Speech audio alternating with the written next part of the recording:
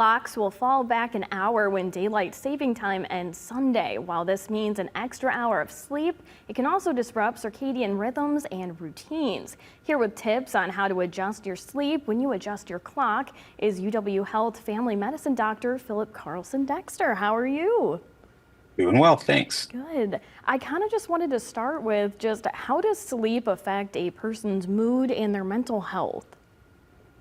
Short answer would be significantly. So sleep affects essentially every part of your mental health and your mood, to the point where, unfortunately, we see even increased incidence of people hurting themselves, for example, with daylight savings time.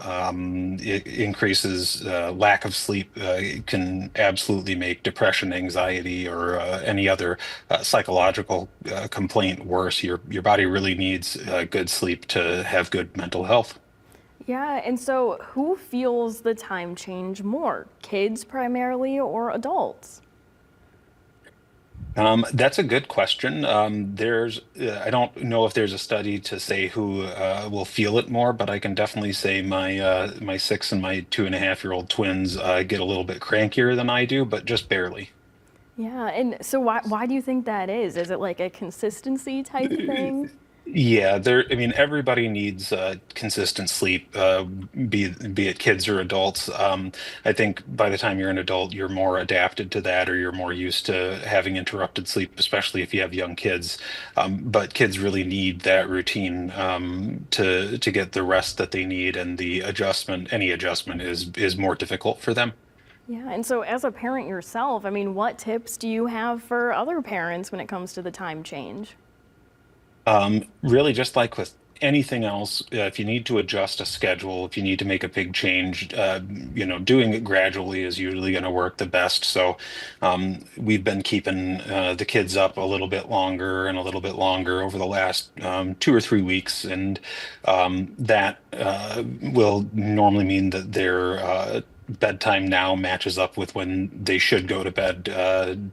After daylight savings time to keep them on our work and school schedule. Yeah, and what is the best way for adults or especially parents to adjust for themselves? Really the same way. So, adjusting your schedule gradually and really practicing good sleep hygiene. So, having a darkened space, don't use screens for 1 or 2 hours before you go to sleep. Avoiding caffeine,